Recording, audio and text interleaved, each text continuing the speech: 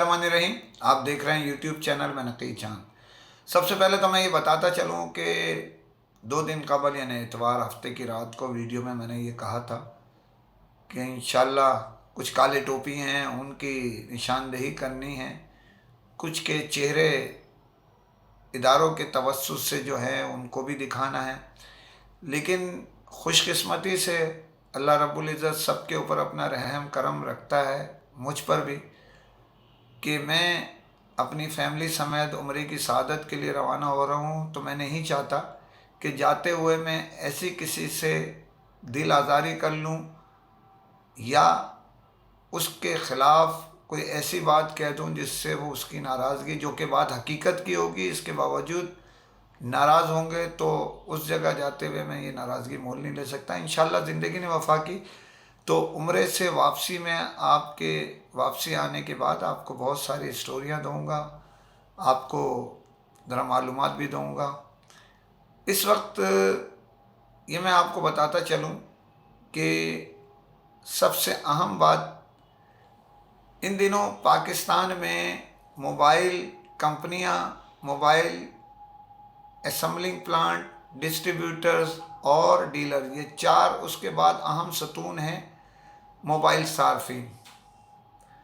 इसका मतलब ये हुआ कि 5, जिस तरह हाथ की 5 उंगलियां हैं, इसी तरह ये 5 सतून चल रहे हैं इन दिनों।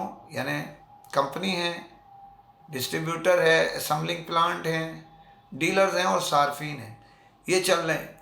इनमें ताउन का, इनमें राब्ते का, इनमें मामलात का, इनमें कुछ लो और कुछ दो के मफादात की जंग जारी है और पांचों एक जगह नज़र नहीं आते। अगर हम सबसे पहले देखते हैं मोबाइल सार्फिन, तो उन्होंने मुख्तलिफ वजूहात की बिना पर मार्केट में आना कम कर दिया है।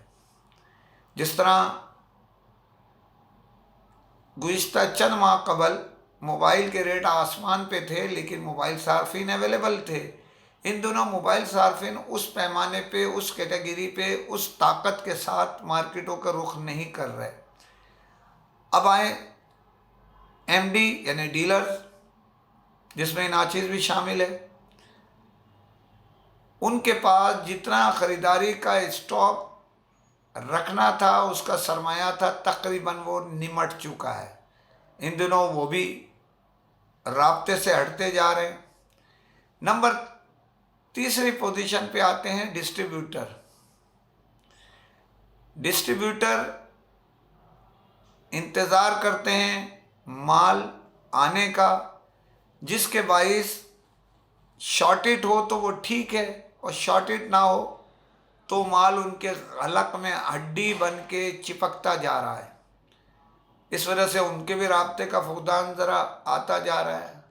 अब बचते हैं 2 सुतून जो अहम सुतून हैं, कंपनी और असेंबलिंग प्लांट में काम करने वाले।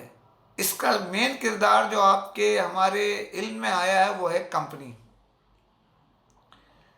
ये कुछ लोगों को, ये नाचीज़ ने हमेशा वक्त पे ख़बर दी है, कुछ लोगों को शायद दोबारा मुझे रिपीट करना पड़े कि इन दिनों जो गुज़िश्ता चंद माह कबल था उससे डिफरेंट हालात हैं एलसी के मामलात पर।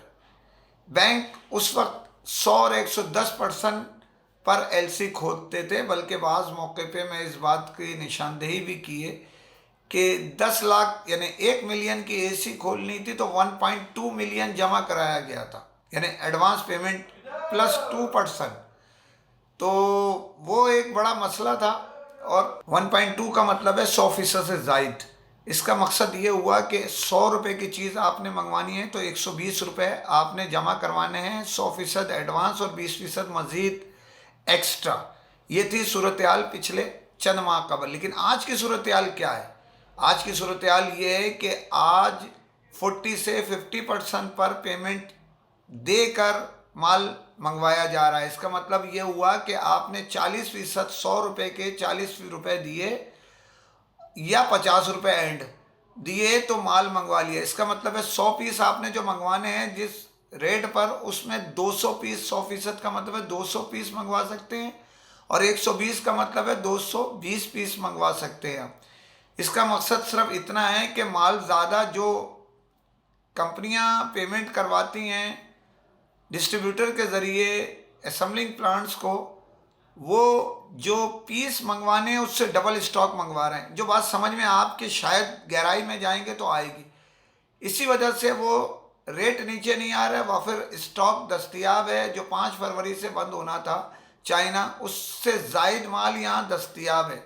ये माल जो चल रहा है वो अपनी जगह चल रहा है, लेकिन यहाँ पर कस्टमर्स मौजूद नहीं है। डिस्ट्रीब्यूटर्स के हलक में हड्डी फंस चुकी है, जिसके बाइस डीलर जो है वो डिस्ट्रीब्यूटर्स को पेमेंट करने में रुकावट आ रही है, वो नहीं कर रहे। बहुत सारे लोग इस वजह से कुछ कंपनियों को बार बार 100 नया मॉडल नहीं मिलेगा। अबे भाई कौन कह रहा है नया मॉडल दो? नया मॉडल 2 पैसे कमाते हो तो पुराना मॉडल तुम्हारा जो है वो घुस जाता है। 5-5 हज़ार, 3-3 हज़ार, 2-2 हज़ार लॉस हो रहा है उसमें। तो इससे बेहतर ये नहीं है थोड़ा सा। एक कंपनी ने अभी ताज़ी में आपको खबर दूँ, मैं नाम नहीं ले रहा, एक कंपनी को पता चला जब माल की मट्टी पलीत कुछ 2 डीलर उनके स्टॉक इधर से उधर करते हुए पकड़े गए तो उन्होंने स्टॉक बंद कर दिया, हल्का कर दिया, रेट आने शुरू हो गए दोबारा सही रेट पर। तो आप भी करें, माल स्टॉक कम दें, जिसके बाइस जो डिस्ट्रीब्यूटर हैं मुश्किलात में हैं, एमडी मुश्किलात में हैं, वो सेटिंग में आ सकें।